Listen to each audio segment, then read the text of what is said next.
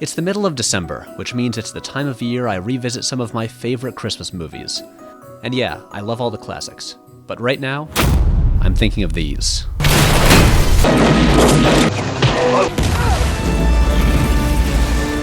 The film's written and or directed by Shane Black. As any movie nerd can tell you, in the late 80s and early 90s, Black redefined the action genre and basically created the modern buddy movie as we know it. With just about every Shane Black movie, there are certain things you can expect.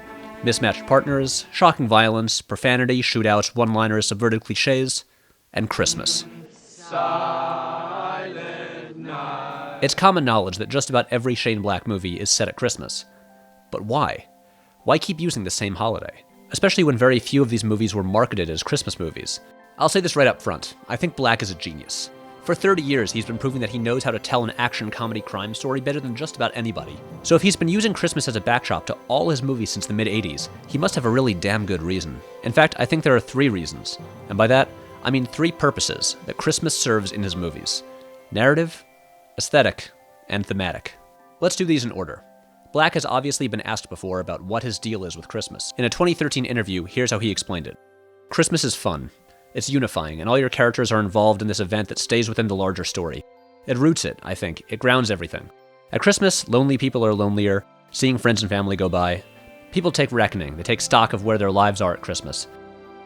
Black is cleverly using Christmas for characterization, tapping into the way the holiday tends to amplify existing feelings, particularly negative ones.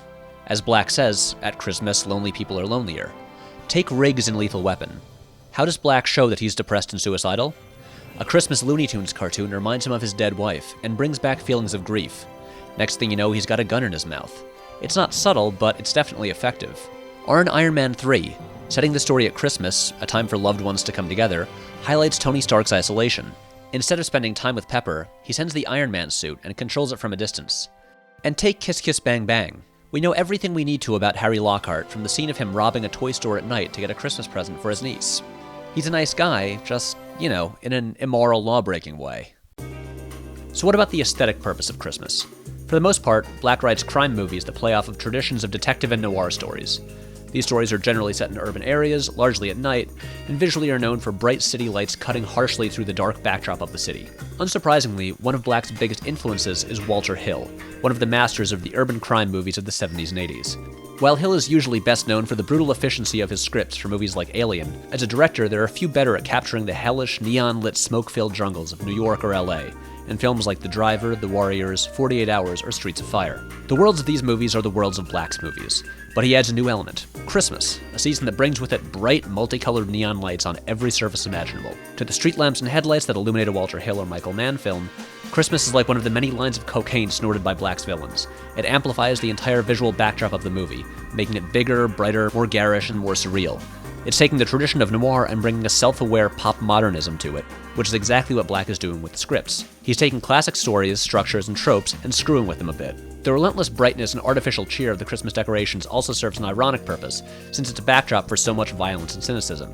Black perfectly captured that irony in the first scene of his career, the beginning of Lethal Weapon, where, surrounded by Christmas lights with Jingle Bell Rock playing in the background, a prostitute kills herself by leaping from the balcony of a Los Angeles skyscraper. Through his movies, Black frequently uses Christmas to provide a disconnect between the setting and the action taking place on screen. Sometimes the effect is comedic, like this moment in Kiss Kiss Bang Bang. Other times it makes the violence hit harder, as it's intruding upon a scene of domestic peace. We view Christmas as safe, as the most wonderful time of the year, with tidings of comfort and joy, and there's a visceral impact to seeing that together with shootouts and explosions. Now let's talk thematics, as we get into what I think is the deeper reason for Black returning to Christmas again and again. Christmas, the biggest, most all-consuming holiday in Western civilization, carries a lot of symbolic weight and is about a lot of different things.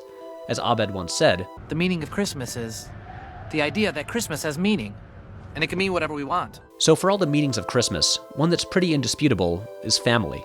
For the vast majority of people who celebrate the holiday, Christmas means uniting with your family, whether immediate, extended, or makeshift, to experience it together and take part in a variety of seasonal rituals. Look, the whole holiday began with the formation of a family. It's the root of the whole thing. So then, what are Shane Black's movies about? Well, in their own wacky ways, they're about family.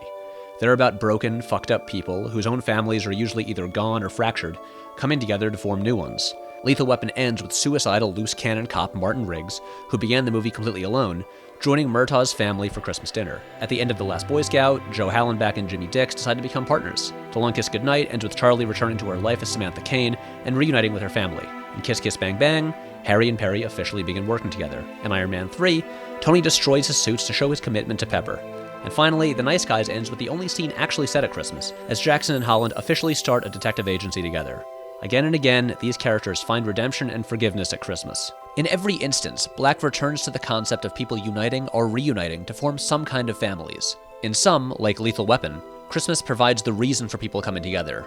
In others, like The Nice Guys, Christmas is an element used essentially to underline the point. As we see in The Last Boy Scout, or especially Kiss Kiss Bang Bang, Black can be deeply cynical when it comes to the idea of the nuclear family, but he remains hopeful about people, that even the saddest, most damaged of people can find some meaning in their lives, usually by teaming up with a mismatched partner and shooting some bad guys together at Christmas.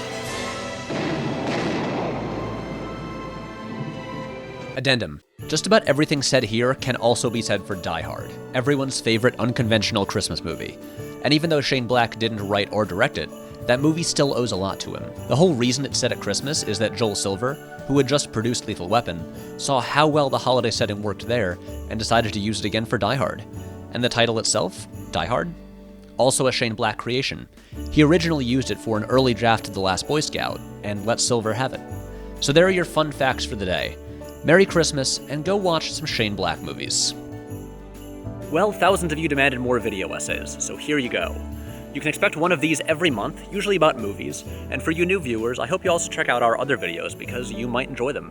Right now we're working on our annual Big Crazy Christmas video, which should drop next week.